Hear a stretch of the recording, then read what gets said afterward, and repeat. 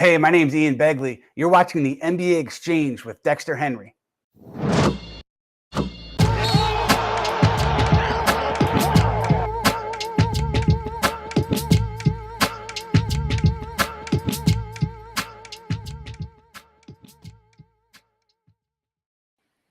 What's good, everybody? Happy Wednesday. You know what time it is. Time for NBA with Nuance. We got a lot of good stuff to get into.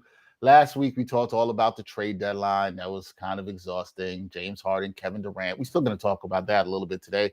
We're going to dive a bit deeper into some issues around team building.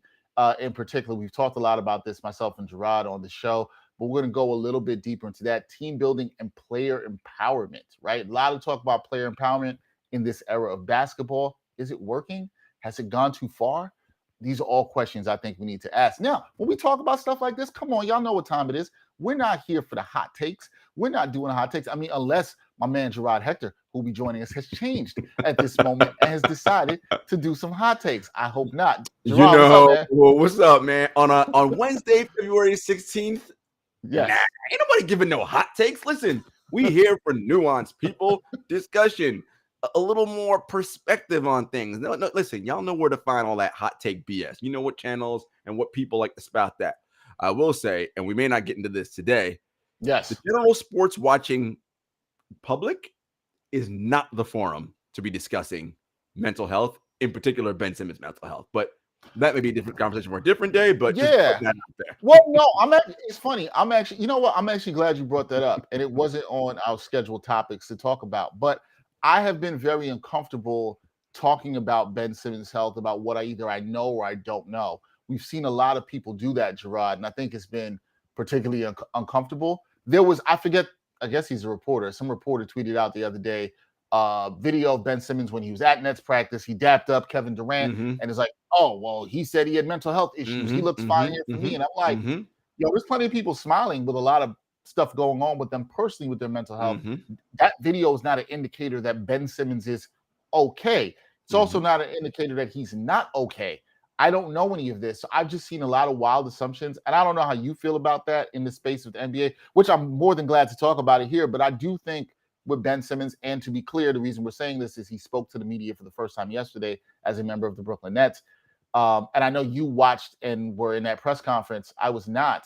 But I think that we've done too much with him, and we need to be very careful and respect his privacy and his mental health. Dex, I could have said it better myself. Look, none of us know what is going on with Ben Simmons in terms of his mental health and where he's at. Those conversations are between him and the professional person that he is working with. And I want to be clear, we as media and public are not entitled to know the details of those sessions. We're not. If he chooses to share any bits and pieces, that's on him to share with us. He doesn't, but like, if he wants to, but we are not owed that. We're not entitled to that. And by the way, the Philadelphia 76ers are also not entitled to know, or the Brooklyn Nets in that way, the details of what is going on within those sessions. Okay. That in fact, he is going to therapy and receiving some kind of help.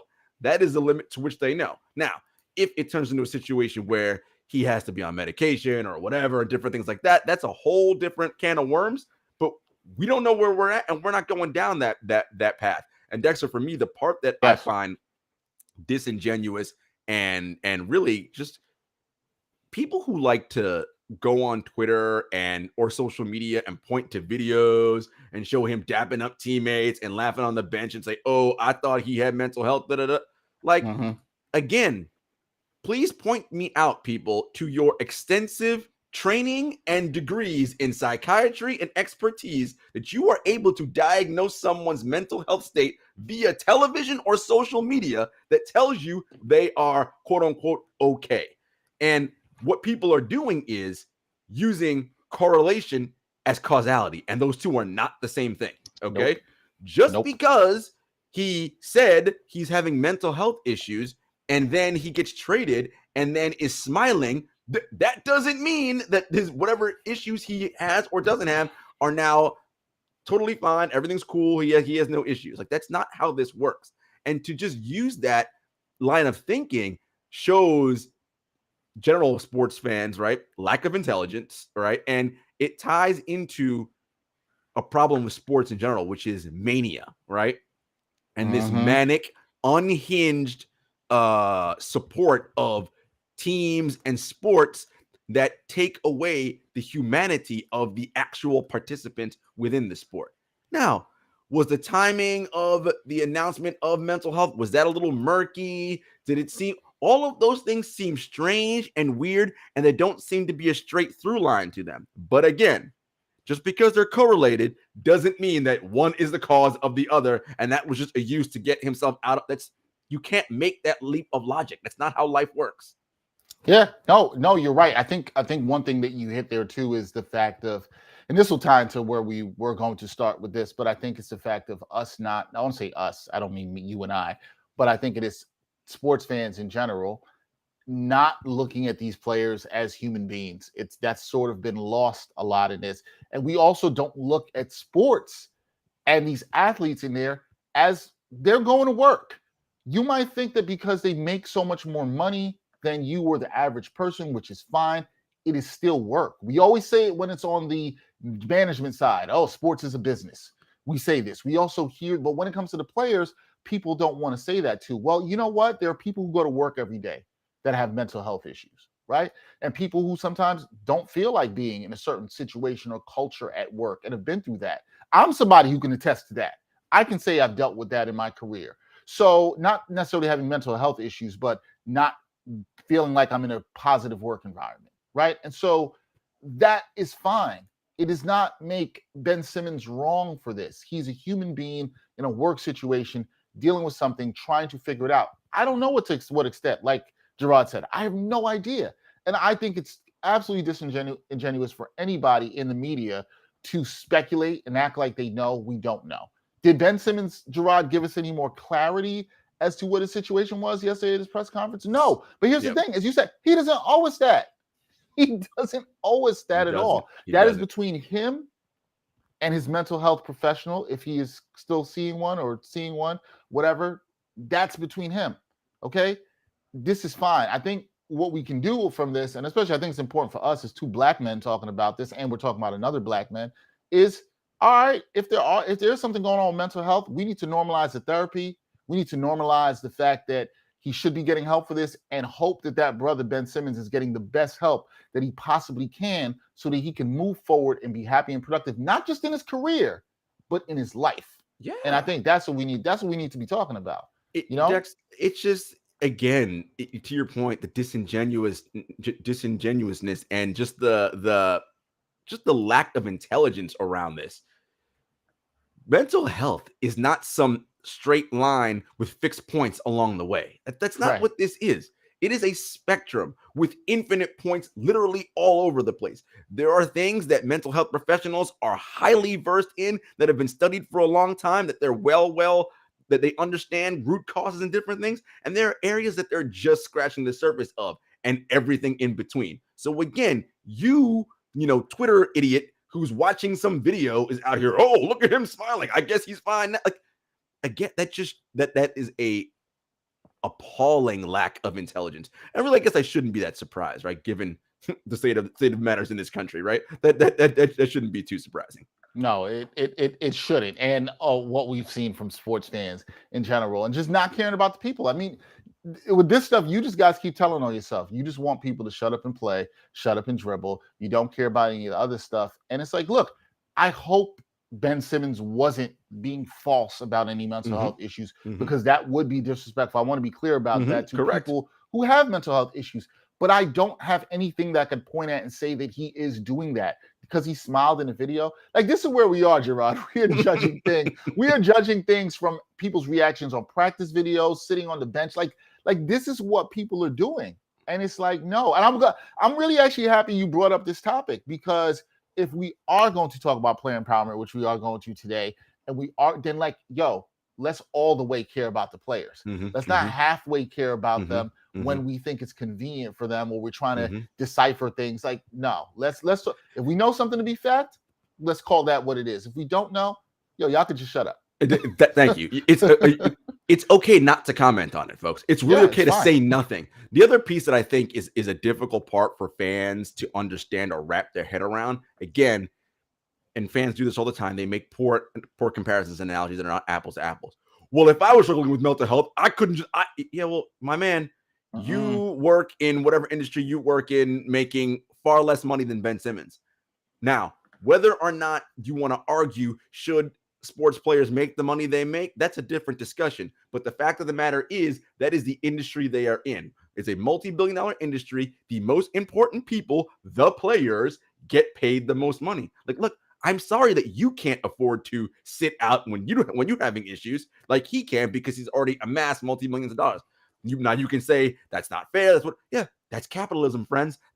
Now you want to argue and rail against that system. That's a whole different argument we can have, and I will be happy to join on that side.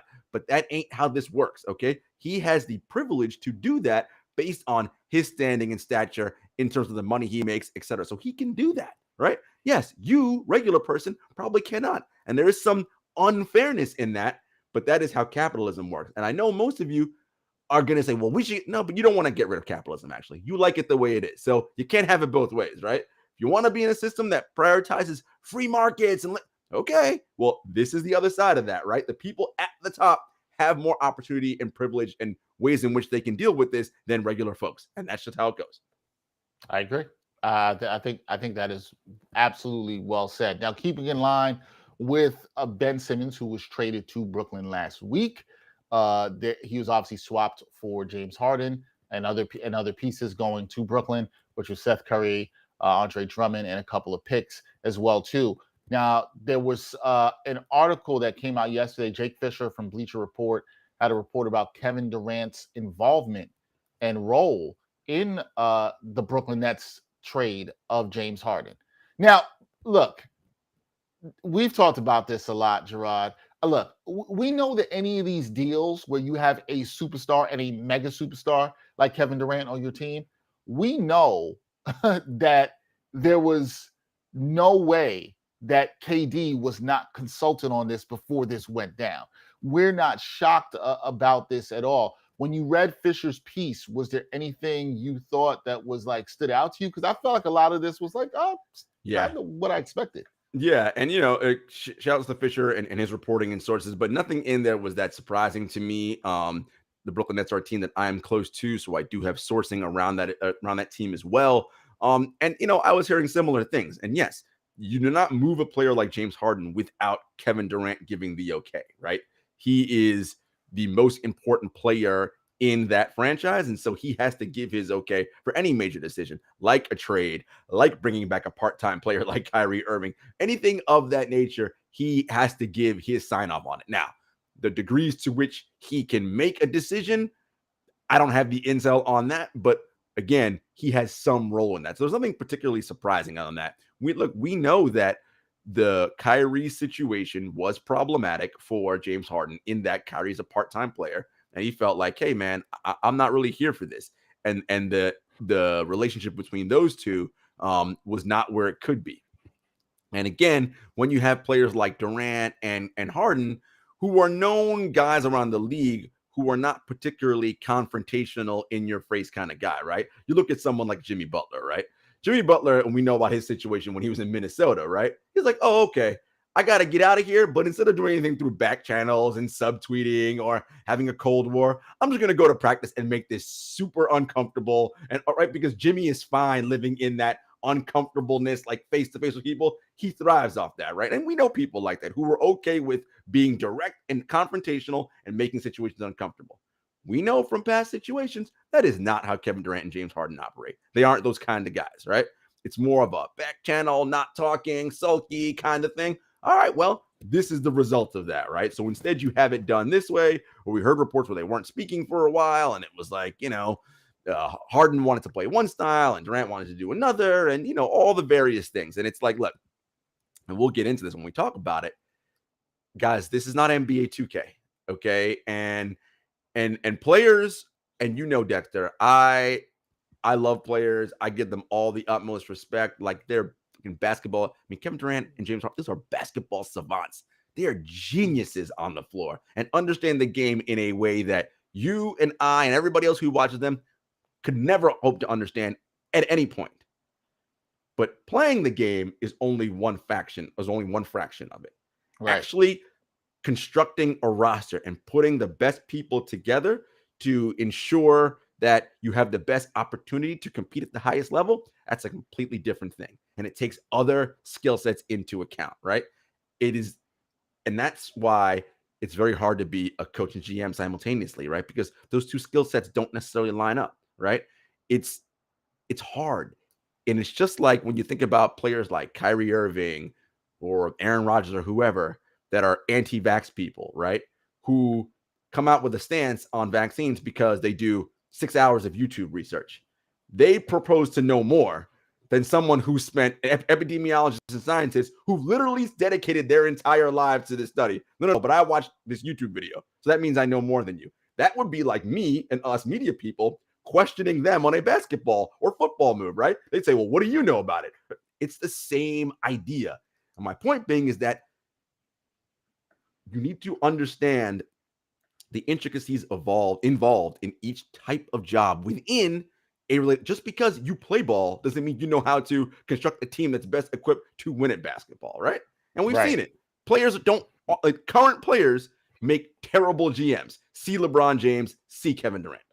Yeah, we've seen that. Not that we're saying that Kevin Durant made a horrible decision here, per se. And I see my man Javier Gutierrez. Thanks for checking in on Facebook. He asked, who do we consider the winner of the trade, the Nets or the Sixers in this? And I will say that, look, I think this was a win for both teams. Win-win. I know some people are going to say, oh, Dex, that's the corny answer. But it's true. You're saying both teams, but I think both teams got what they wanted. We know the position that the Sixers were in. We know the position the Nets are in, particularly after seeing some of these details that have come out that I think we all knew to some degree from Jake Fisher around this, with Harden not being too thrilled about things going on with Kyrie Irving. That was never going to work out, right? Especially if unless Kyrie was going to go and get the jab. So getting Harden out of the team with that friction is a win. Getting Simmons off of a team he didn't want to play for in Philly is a win for Philly. So yeah, Javier, I hope that keeps you happy, but I think both teams won. Yeah, it's a win-win in the short term for both, and I think in the long term, it's a little better for Brooklyn. And the reason why I say that is because they have a 25-year-old all-defensive, all-NBA, multiple-time All-Star who at the end of his contract will be 28, right? And they got draft picks back, and they got Seth Curry and Andre Drummond. The Nets have some more flexibility back as a franchise to figure out what to do at the end of this KD era. The Sixers, on the other hand, are going to have to pay James Harden a supermax extension at some point, more than likely. And that means when he's in his late 30s, he's going to be making $50 or $60 million. And that's going to be hamstringing that entire organization. See the Russell Westbrook contract, et cetera, et cetera. I see what you did there with hamstring. That was pretty nice. I see what you did there. I see what you did there. I see you, Jarod. Pushing that in there a little bit. Yeah, Javier, my guy, thank you for the question on that. I thought it was a good one. So when we talk about this, Jarod, when you just mentioned this when we were talking about the topic of KD's involvement, and we know he was involved in this. Player empowerment has allowed players, superstars with a lot of power to be able to, so I don't want us to use the word manipulate, but to be able to have a strong voice in these front offices, right? But have we gone too far with it? Because we see what's happened in LA. LeBron James was the one that wanted Russell Westbrook there. That has been a disaster, right? LeBron's track record of being a GM really ain't that good. Great player, one of the greats of all time. Nobody's saying that. Has this gone too far? Or I wanted to throw this out because I thought about thinking about this. It's like, okay, well, the Lakers didn't make any moves at this deadline. They didn't necessarily acquiesce to LeBron here. There's been some reports that they said, no, that we're not going to do this. We're not going to mortgage our future. This is the team you've had. Now you got to rock with it. Are we drawing a line, or is there another superstar that's going to come along that is going to want certain things, and the ownership's going to be like, yeah, we got to give that person what they want? The first thing is, if you're Lakers mortgage, you already mortgaged your future. What future? You ain't got nothing to mortgage. That 2027 first round pick and Taylor Horton Tucker. Yeah, exactly my point. Dex, you know I am the most pro player person. That I want the players to have all the power. I say this all the time. Fans tune in to games. They go to arenas. They buy merchandise for the players. They don't come to see GMs or owners or anybody else. It is the players. They matter, no doubt. However, this is a two-way street, folks. Every time the players start to wrestle control and things look a certain way, what inevitably ends up happening, Dexter, is the owners are sitting back and watching all this, and they say, oh, no. We got to cut this shit out. And things start shifting back in the other direction. I say that because the current collective bargaining agreement expires at the end of the 2023-2024 season. If you don't think the owners are watching what Ben Simmons did, what James Harden has done twice now, right? And every time a superstar is up for an extension and the thought of leaving, if you don't think they're not paying attention to that, you are fooling yourselves. They are. And they're going to try to figure out, how do we bring that back in? Because we can't have this. And Dexter, for the future and health of the game, something needs to change here. Look, I'm always someone on record who is like, man, we cater and placate the fans way too much. But fans matter in this sense, in that for the future of this league, the reason why the NBA struggles so much with ratings and different things is, and part of it is the excess player movement and all of the, like, if you root for a team in the market, it's hard to know from how many years is this guy going to be my team? What's going on? Is he going to leave? Is he going to force his way out? There's so much happening here. And if the NBA wants to really curtail and curb all of that, they need to think radically about how to change things in the league. One of the things I'm looking at, Dexter, I talked about before, abolish the draft. All right? You get rid of the draft and allow players to decide where they want to go coming out of college. That will solve many issues. Keep the salary cap and make it a hard cap. No more off. You go over, you get to pay luxury tax. No. Hard cap, hard floor, right? So which forces teams to be smart in, hey, we have $125 million. That's the total. We can't spend any more than that. The hard floor is 90% of whatever. Fine. Hard floor, hard cap. We have to be intelligent about how we spend this money. Everyone has the same. No one gets to do more. That's number one. Number two, well, that was number two because we abolished the draft. And the idea that everybody says, oh, Jarod, people are going to all go to the Lakers. And no, they won't. Playing time is the lifeblood for a player. Yep. They ain't going to want to go to some spot where they're the 16th man on the roster and they ain't getting no burn. Because, folks, there's only 48 minutes in a game, okay?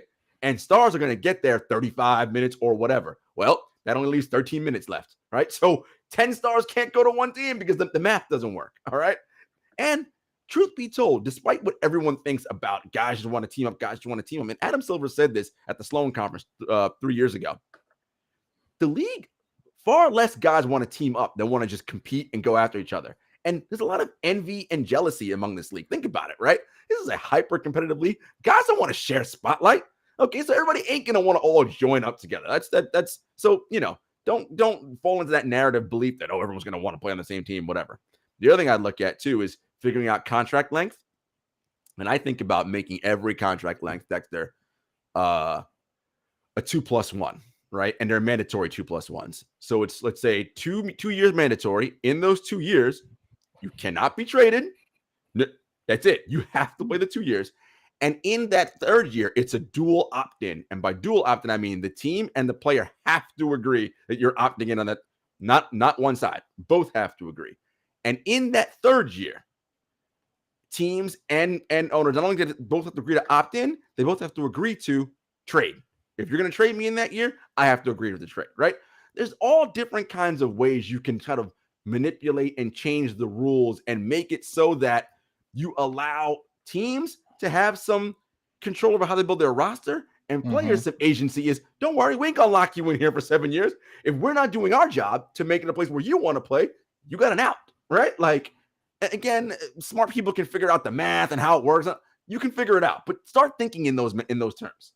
I think it's funny. I'm glad one of the things I like is you can always have these discussions and say, oh, this has gone too far, this has happened. But a lot of times people don't come up with solutions, right? Which is one of my big pet peeves. And here you came up with some solutions that I think are fine.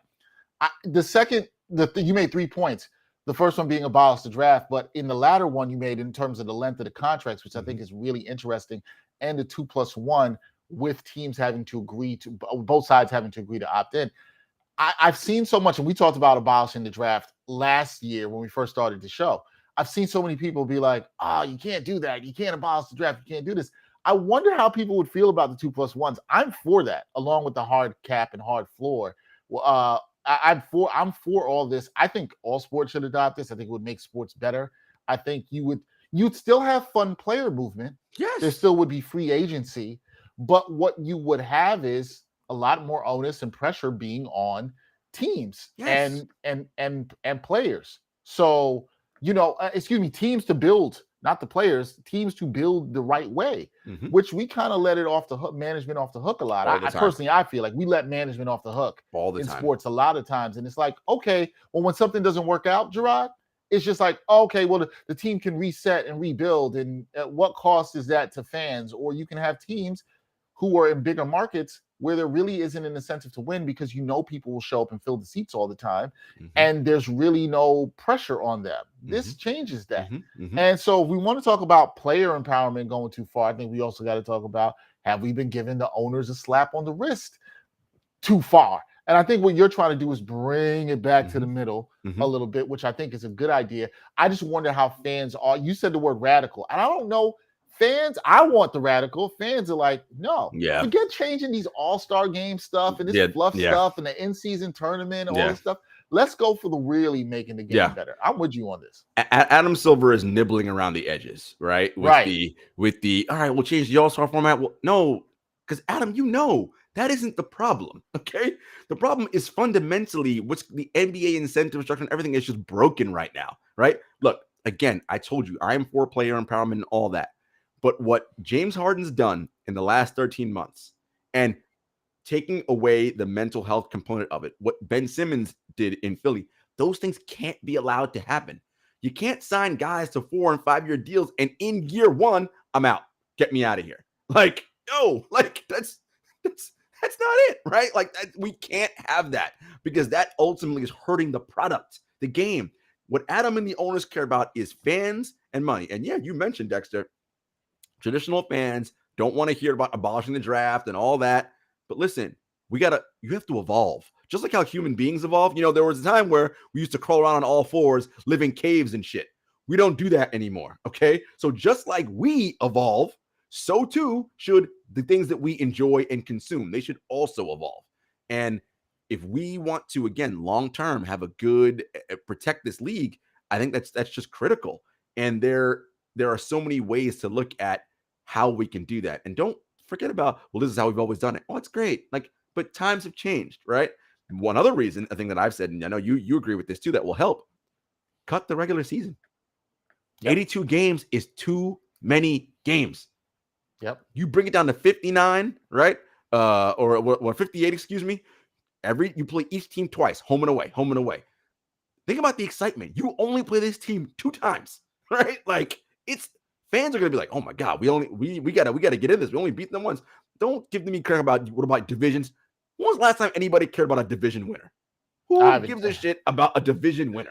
I don't even know if people are still raising banners for that. Well, some of them crap franchises probably still raise division banners because they ain't got nothing else good going on for them, so they got to do that. Which I understand to some degree. But I could care less about a division. Like nobody cares about that, right? So think about that. And again, you can use those 58 games over just about the same length of time we do now. Maybe you go from mid-November to end of the season, April. Teams are going to play twice a week at most. You know what you're going to see less of, Dex? Less guys resting because I don't got 3 games in 4 nights. Maybe right? Less injuries too. Less injuries.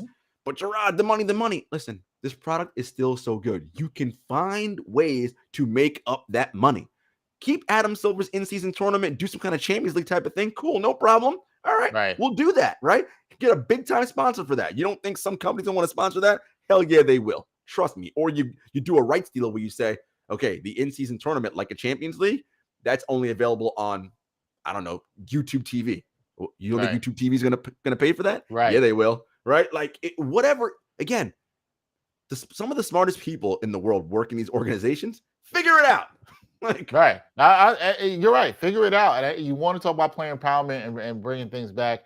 It's probably going to take some changes to the way the current system is. So I guess, you kind of hit on this next question, Jarod, is, while we both here support player empowerment, we clearly have, right? We clearly have.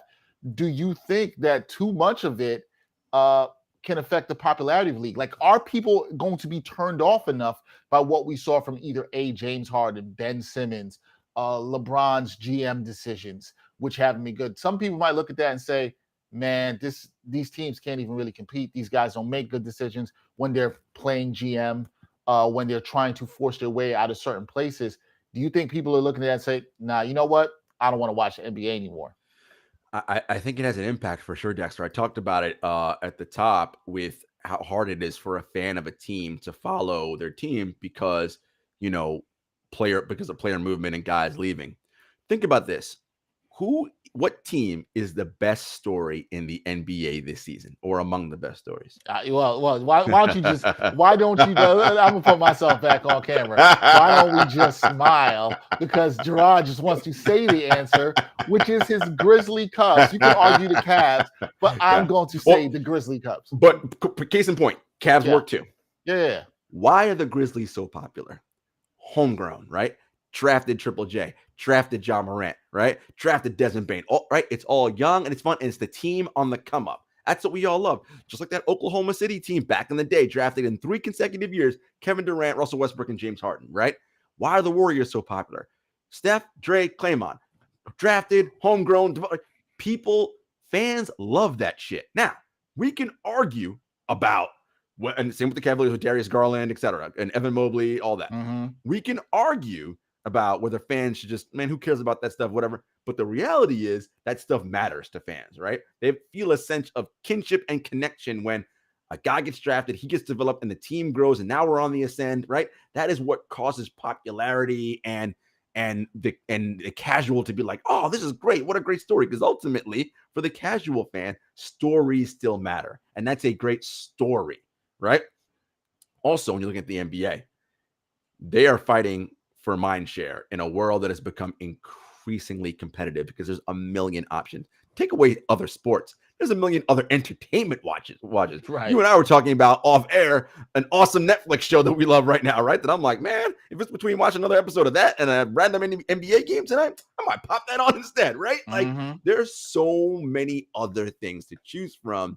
And so in order to keep fans interested, oh yeah, that guy's still on this team. I don't even know, right? How do you manage that? And the elephant in the room that always needs to be discussed.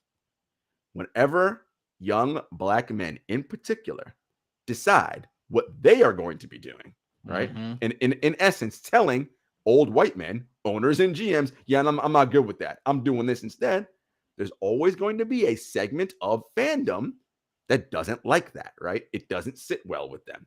Again, all you gotta do is go back and look through the history of this country and listen. I ain't bringing it in just because I feel like bringing it in. It's there. The subtext of that is always underlying. Right. And it's funny because, Greg, a friend of the show, Greg Alcala, says he doubts that people would, just stop watching the NBA. But I do think there's a difference between what you said in terms of we always talk about this, the diehard fan and the casual fan. To Greg's point, Greg, I think you're right about the diehard fan. Yeah, we ain't going nowhere. They ain't going nowhere, but the casual fan could be turned off by this stuff. The diehard fan might like some of this drama. There's some of y'all out there that love this drama that goes on around the NBA with this person going here or there. I'm not even talking about people forcing their way out, not even going to that. But if that's there, that may turn some people off. And some of those casual fans, they might be the kind of person that actually thinks in terms of what Jarod just talked about, the elephant in the room, which is not an elephant in the room anymore, which is they side with the owners, their team owners, because they don't look like myself and Jarod, and they see more of themselves as being closer to the owners when they're not. They do that. And so they're like, how dare these young Black men tell these older white owners what to do? And so there's a little bit of anger towards that. They can be angry though. And there's a level of rooting for laundry also too, right? Dex, that idea of I root for the laundry, right? It's like, you grow up in Indiana, you're a Patriots man through and through, no matter what, whatever. Okay, cool, right? And so you would like to see your team and your organization, if they land in the draft, well, we're going to abolish draft, but let's say someone chooses to come and it's a generational type talent. You hope that person can be there long term. Now, two things have to be true. The player has to want to do it, and the team has to be doing everything that's in their power to make sure it's an environment conducive to success, right? And one last thing I'll say, Dexter, and this is something that our Bomani Jones brings up all the time, and it's a challenge the NBA has to work through. They have a lot of undesirable cities for young, rich Black men, and that's a problem. And it's a geography problem. And and this is not shade to anybody who lives in these cities. I know you love your hometowns and whatever, but just because you love it don't mean everybody else loves it, right? And so there are people who don't want to live in Indianapolis, all right? There are people who don't want to live in Oklahoma City. There are people who don't want to live in Salt Lake and Minnesota and all these other, right? Like, or whatever, right? It's just, and sorry, shade, no shades again to people who live in those cities, but that's just the reality of it. There are spaces and real estate in this NBA that are not conducive. Everybody doesn't want to go to New York. Those aren't the only places. All right. But Orlando, it's just, there are places where people necessarily are not excited about going to. And I don't know how you fix that or overcome that problem, because it just is what it is. Yeah, it is a challenge. Greg chiming in here against that. I think players sitting and making the money they make turns fans off, like a Simmons. Anyone else that just calls out of work for that long will get fired. And we address that. And Jarod addressed that at the top, right? Like this, Greg, there's going to be players who can do it. That's the privilege. That is the capitalistic society we work in, as Jarod says. Do I like all of that? No. Do I think it's best for everybody in humanity? No. But this is what we're in. So there's a privilege that Ben Simmons and some of these other dudes have to deal with, whether it's mental health issues, if it is that, or anything else, that you and I might not be able to do that. I don't show up that long, depending on what I'm dealing with and what culture or place I work with. That's not going to happen. Yeah. Think about it like this, Dexter. Let's say you work in a company and you're on a sales team. Sales team has got, 250 people on it. That's the sales force, world countrywide, 250 salespeople. Everyone on that sales team knows the number one saleswoman or salesman has privileges that the number 250th does not have, right? Yep. That's just how it goes. Is it fair?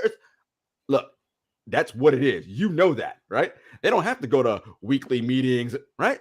Because they produce and do things for a company that allows them the privileges of skipping certain things that the regular person doesn't. Oh, man, what can I say? Like, that's the game. That's the game. That's the game. I said this yesterday on the Ain't Hard to Stop podcast. The same thing. I was saying, like, look, we have to stop this notion that everybody gets treated the same way at every job, right? Like, listen, they should. And of course, we are not, just to be clear to people, and if you're listening or watching, we are not saying that things should not be equal. There shouldn't be equality, all this other stuff. But look, in a capitalist society, if you help, I think sales was a great example, Jarod. If you help a certain company earn more money, you're going to be treated the same way.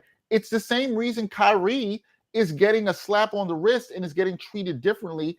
And even once Kevin Durant vouched for him to come back and play, they're going to listen to Kevin Durant because he's Kevin Durant, right? This is not DeAndre Bembry making this call. No shade to DeAndre Bembry. I'm just saying, like, who you are and what you do and what you produce matters, as Jarod said, on any job. It doesn't matter what you do. So it's like everybody's not going to get treated the same at every job. There's titles about what you. There's levels to everything, people. There's levels to this. There's levels to everything. And so, yes, I do think this can turn off some fans. Like as Greg is saying, I do. That maybe think or look a particular way. I do think that's more of the casual fan, as Jarod said, than more of the diehard fan. That doesn't mean that, this is not a problem for the NBA. This is not something you need to think about. It doesn't totally take that, off the table. And here's the thing. I see what Greg said. And Greg, I appreciate Greg chiming in, everybody who's commenting, because we always love this interaction with our fans. If you pay me $10 million a year, I'm not missing anything. These kids are entitled and paying for soft. Jordan ain't missing games like that. And Greg, I know you're younger than me. You weren't really watching Jordan play, and I'm not trying to be an ageist here. But it's easy to say you wouldn't do something unless you're in that position, right? Like, we have to understand that sometimes. It's easy to say if you had $10 million a year, I get it. Except, you know what? Ben Simmons or whoever it might be might have had a taste of $10 million for a while. You don't know how your things change. Might say right now, not making $10 million a year, what I might do, and then I get 10, and I'm like, I'm not doing that anymore. These things happen. You change. Like you listen. Let's just be real. We like to have this idea that I'll be the same person with $10 million a year. I won't. I'll let y'all know right now. I'll let you know right now. I can't be the same person. Correct. It's not right. Like, I'm not saying I'm going to be an asshole or fundamentally change the core values of who I am. I'd hope not, but you're never going to be the same person when you make that much more money, when you have that much more responsibility. You just can't, man. Like, I just don't think you can. But Greg, we appreciate it. Okay. So in terms of this, because this is a great discussion today, in terms of team building, was something you and I have talked a lot about and have been acknowledged that it's not easy. No. We like to act like it's easy, right? But when we look at the Brooklyn Nets, and you were somebody who talked about the Nets a lot and how they were constructed with Harden, Kyrie, and Durant, okay? And how everything, all the pieces around them had to fit perfectly. It had to matter, right, Jarod? This didn't work, okay? So the question I ask here is, do we need big threes anymore? And the reason I bring this up is if you look at, two of our last 3 recent champions, the Raptors, right? You look at the Bucks, right? When I talk big three, I'm talking about super duper stars, big superstars, right? That's what we're talking about. Do you think we need that in the game anymore? Is the game changing, evolving past that in terms of roster building? Yeah, look, I think in order for you to win a title, you need one of those difference makers, or else you're not even in the conversation, right? Kawhi was one of those difference makers when healthy. We know Giannis is one of those difference makers. And, you know, in his own way, Chris Paul is that kind of difference maker for Phoenix Suns, right? But they have that with, you know, with Devin Booker, right? So you have different ways. And of course, we know Steph Curry is, Kevin Durant, all that. Okay.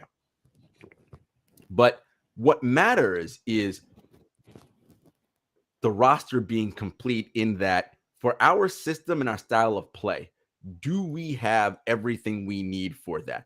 You know, the thing about the Brooklyn Nets that I said in the past, Dexter, was having Kevin Durant, James Harden, and Kyrie Irving, the role players, and you just were good shooters, and Bruce Brown as a short roller, all of those things were great because of the greatness of those three, right? That roster was designed to, man, when those three are operating at peak all NBA level, these ancillary parts look amazing. You do anything to that big three operating in all NBA level, those ancillary parts ain't looking so amazing anymore, right? Because those three cover up so many warts. Now, if you choose an approach where it's more of a full-on team and it's a more egalitarian type of deal, it's probably better. Now, the nature of basketball is still one where that one player has tremendous impact still, right? Right. Look at the Golden State Warriors. Haven't had Draymond for, it seems like over a month and a half now, right? Defense starting to slide down bad. And that's because Draymond matters so much. And offense is hurting too. You think, why does that matter? They got Steph Curry and Klay Thompson. Draymond doesn't even shoot. Again, you got to watch the games. It's not about Draymond not shooting. He does so much as a pressure release valve when they blitz Curry on the pick and rolls and he's going downhill 4-on-3. He's an incredible passer, playmaker. Like, when we have that cog missing, that hurts, right? So can teams build cohesive rosters like the Phoenix Suns? Yes, Chris and DeAndre and Devin matter, but everyone touches the ball, right? Mikal Bridges ain't just some lockdown guy that he takes the ball off the bounce. Like, everybody feels a part of it, right? And for a cohesive symphony to work, you want everybody. It's like a boat, right? You got 5 players in a boat.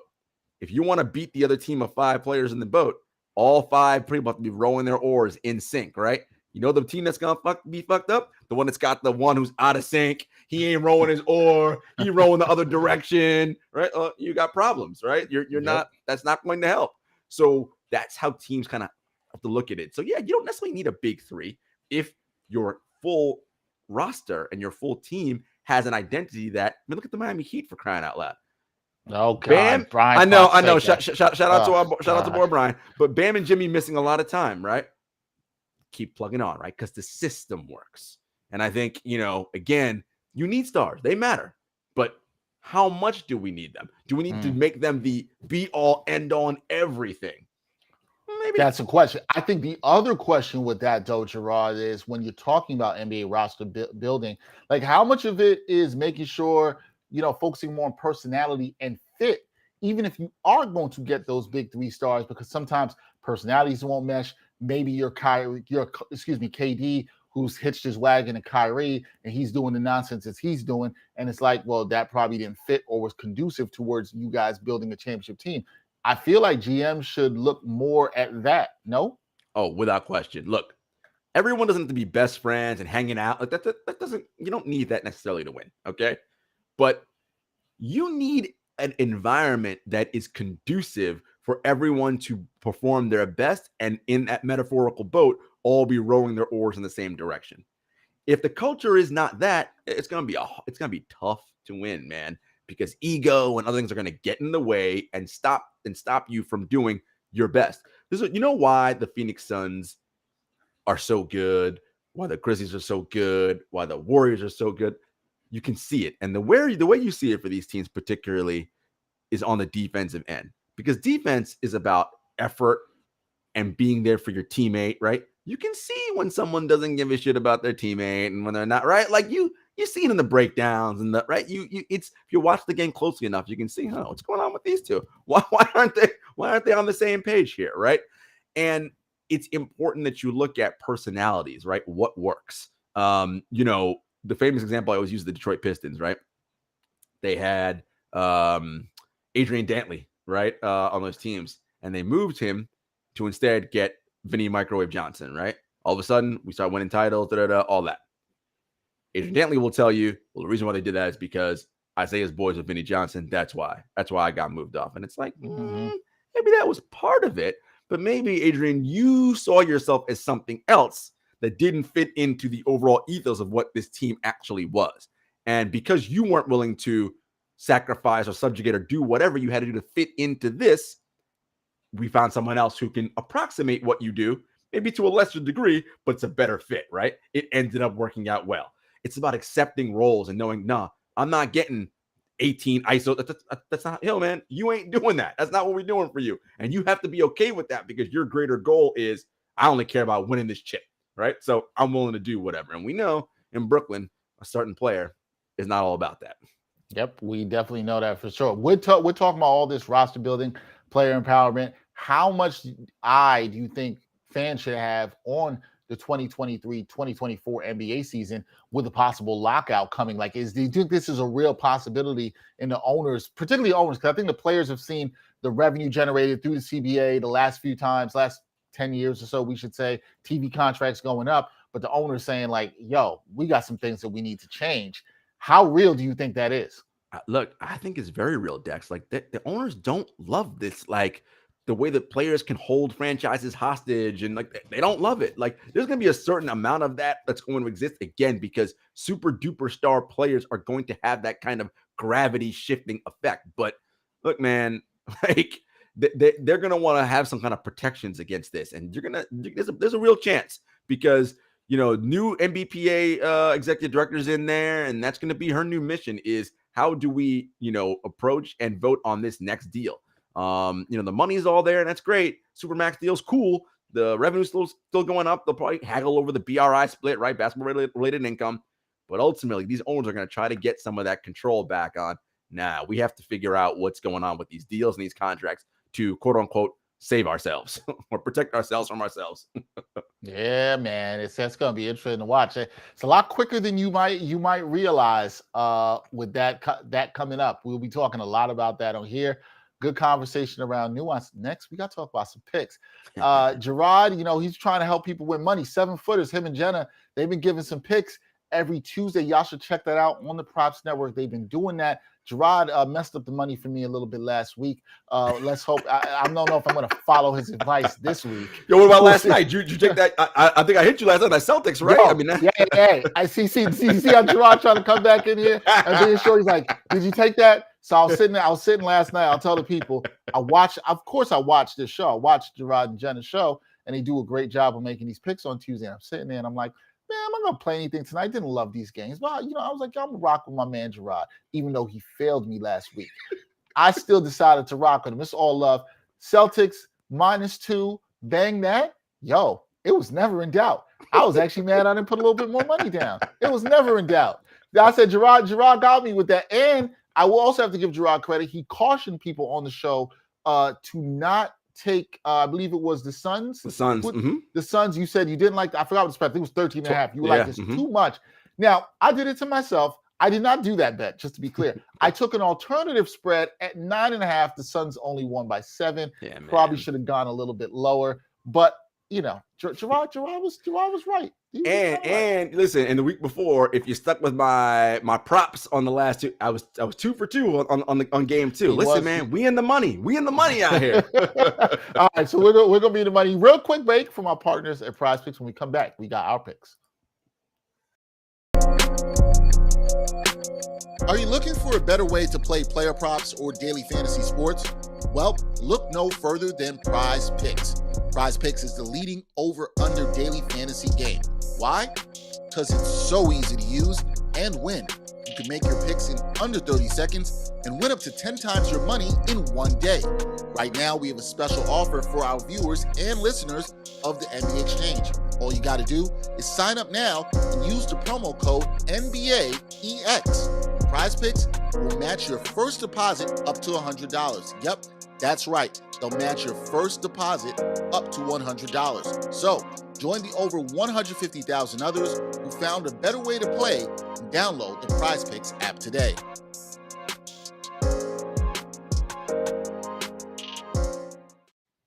All right, welcome back to the NBA Exchange. It is picks time. Tonight's games, they're okay. They're all right. I guess I could work with these. I did not steal any of your games tonight. I'm actually looking. I'm actually looking because I love. You know what I did? I looked at these games. I said, man, I ain't even gonna touch the Grizzlies because we know Jarod's gonna want to talk about them. So Jarod, go ahead, talk about the Grizzlies. I mean, look, number 3 team in the league, right? Number 3 team in the Western Conference. We know about these Grizzlies. They killing it out here. Number 5 in adjusted net rating, number 4 in adjusted offensive rating, number 9 in adjusted defensive rating. By the way, John Morant out. They still winning games. This is their last game before the All-Star break. They're 11.5-point favorites over the Portland Trailblazers. Guys, caution. The Trailblazers are playing well last week. They're on a 3-game winning streak. And this is the second night of a back-to-back for the Memphis Grizzlies, although they're at home. They were in New Orleans the night before. At 11.5 number is a little high, and it scares me a little bit because it's still, while I love them, they're still my Cubs, a little bit of a young team. I can see them they got their eye on, thank God, the All-Star break's coming. We got to take a rest, and then taking their foot off the gas a little bit. I don't think they're going to win the game. They're going to lose the game, but that 11.5 number is a little too big for me, so I'm staying away from that. Instead, I'm going to go with a player prop. By the way, Grizzlies, winners of 6 straight, 9 of their last 10. Yep. So if you can do anything to bring that point spread down to something more manageable, somewhere in the 3 to 6 range, that's much more palatable. I'll take that. And a prop bet. Triple J to score the first field goal of the game and the Grizzlies to win, plus 450. Book it. Ooh, I stay away from those players to score the first thing of the game. I know that's always like a. But the odd, it's not a bad one. Plus 450. Odds are not bad there. Okay. So like you, one of the teams I'm dealing with here is on a back-to-back, but they're against a terrible team. That is the Atlanta Hawks. They're coming off a very good win against the Cleveland Cavaliers last night. The Hawks have been playing better despite just sitting at 10th in the Eastern Conference. But they've been playing better. Trae Young is starting to get into a groove. They've gotten healthier. They're looking a little bit better defensively. But you don't got to be that good defensively against the Magic because they're the Magic. The Magic aren't good at all. The Hawks 6-point road favorites here. I like this number at 6. I can see the Hawks winning by 7 or more points in this. I can see this being a blowout very easily. Bang the Hawks on this. I think this is a lock pick of the night. What do you know? I might end up like Jarod and last week and not looking good at all whatsoever. But I'll take the Hawks here. Think they're playing well. They had a tougher game last night, so you worry about that a little bit in the back-to-back. But because that number's not so high, I'm fine with it at 6. If you wanted to go down a little bit lower on an alternative spread, get it to -4 or something, I wouldn't be mad at you with that either. But give me the Hawks over the Magic. What you got next? Next game, we got the Denver Nuggets and Golden State Warriors. Warriors 5.5-point favorites, coming off a win last night, I believe. I'm not mistaken. Second out of a back-to-back for Golden State. Look, the fact that the Nuggets are in the playoffs right now and are 7 games over 500 with their second and third best player out of the lineup. It is Nikola Jokic, who, look, Joel Embiid might be the MVP, but if he wins, it ain't going to be any kind of landslide victory over Jokic. It's going to be probably super tight. And if you voted Jokic as your MVP, I wouldn't disagree with you. The fact that there is the greatness of Nikola Jokic, his season's even better than it was last year when he won MVP. They're plus 180, the Denver Nuggets. I'm going straight up. I'm taking the Nuggets right here, 180. No Draymond. I think Jokic sprays the ball out to all his shooters like he does. I could see them pulling a little upset here, winning this game. And look for a player prop with Steph Curry. I think he's out of that shooting slump. He dropped 30 the other night, last night. Look for 30-plus points, 6+ threes, and 5+ rebounds. See what kind of odds you get on that. That's looking like a plus 400, plus 500, somewhere in that range. I think that's pretty good. I might also take a look at a Nikola Jokic triple-double in a game. This is a matchup. Yeah, this is a matchup I like for him in that. This is one I was going to look at tonight. So I was looking at this game before player prop. Wouldn't shock me if the Nuggets, look at the respect they're getting at plus 5.5, despite not. That's respect in that. I know the Warriors don't have Draymond. That factors in it too. But I think that's not a bad call, taking the Nuggets and the points there at all whatsoever. All right, my last game is another what should be a one-sided matchup, but beware the points here. Beware, okay? Especially on a back-to-back. Something Jarod and I are talking about here today. The Rockets will be in the Valley to take on the Suns. The Suns are 15.5-point favorites, which means they have to win by 16 or more. They're playing on a back-to-back. I would have felt better had they blown out the Clippers last night and you got some rest in the fourth quarter for Chris Paul and some of these other guys. Look, I think the Suns will win, but I'm taking the Rockets plus 15.5. I know the Rockets just got blown out in their last game on Monday. I'm forgetting who they played on Monday, but they got blown out by 20-something plus points. This is a situation of pride here, folks. I think the Rockets are going to have some pride here tonight. And I don't think they'll win, but I think they'll put up a fight. So give me the Rockets plus the points. I would take that there. If you want to look at some player props for Devin Booker, who had a really efficient scoring game last night, I look at that again. Anything you get with him, 25, 26 plus points, he's going to score on this team. So look at that. But give me the Rockets plus the points. Rockets have not been good, but I think they got to have some pride. They just got Schroeder. That should help a little bit too. They should have some pride. And I don't think they're going to lose by 16 or more. So give me the Rockets plus the 15.5. Not bad. You could easily see it's a 10, 12-point win by the Suns, but that 16 number, look, it's the NBA, right? Anything can happen. Second out of a back-to-back, to your point, with Chris Paul having to play late into the fourth, it's extra minutes on an aging body. Yeah, I like to stay away from that. All right, it was a great show today. We had a great conversation. Thanks to everybody who checked in with the chat on there. Before we leave, you see what Greg put up there about me? Greg saying I'm bougie. Greg saying I'm bougie out on these streets because I'll get a little bit of money. I might not be the same. You'll see. You'll see when it happens. Or you might not see me at all. I don't know. But if I'm bougie, it is what it is. Thanks to everybody for checking. We hope we provided you some nuance on player empowerment and roster construction around the NBA. We can do that, and we didn't have to have any hot takes. There was no yelling. It was relatively calm. We even talked to Greg about it. It happened. It happened. Listen, folks, it can happen. You don't got to be screaming at the TV. It's all good, man. It's all good. It's okay. Y'all ain't seen two black men talk this intelligently about basketball ever. Y'all probably don't know what to do with yourself. But it's what it is. That's my man, Jarod Hector. As usual, please check Jarod out. 7 Footers Podcast. True Hoop. Bring it in. They're doing that on Friday. We are going to be breaking on the show with the All-Star break. We ain't got much to talk about through the All-Star break. So we're going to be taking a break through the All-Star break. We will return next Wednesday. We'll be back with another NBA with nuance. So no show this Friday, no show next Monday. We'll be back next Wednesday following the All-Star break. By the way, Jarod, before we get out of here, do you have any predictions for All-Star weekend? Are you rooting for anybody in a dunk contest? Or is it like whatever? Man, listen, I ain't trying to watch none of them. Look, I think, again, what you saw with the All-Star, Team LeBron will dominate Team Durant again because Kevin Durant, for whatever reason, seems to have trouble constructing a roster. Oh, look at the synergy. Look how we brought that back. that? So there it is. I'll be tuned in. I don't have much to root for in terms of the Knicks these days. So let's hope Obi Toppin wins the dunk contest. Hey, That's probably the Obi. best he Shouts did. to Obi. Probably the best most playing time he'll get is probably in the dunk contest. So hopefully that happens. As I said, check out Jarod Hector. Continue to follow us, support us. We appreciate all that good stuff. Until we return next week after the All-Star break, please enjoy that, guys. Hope you enjoy that. Everybody has a good time. Stay safe. Watch the basketball. Don't be too angry. And if you got to be bougie, it's okay. All good, It's okay. Sometimes it's okay to be bougie. All Until good. next time, y'all. Peace.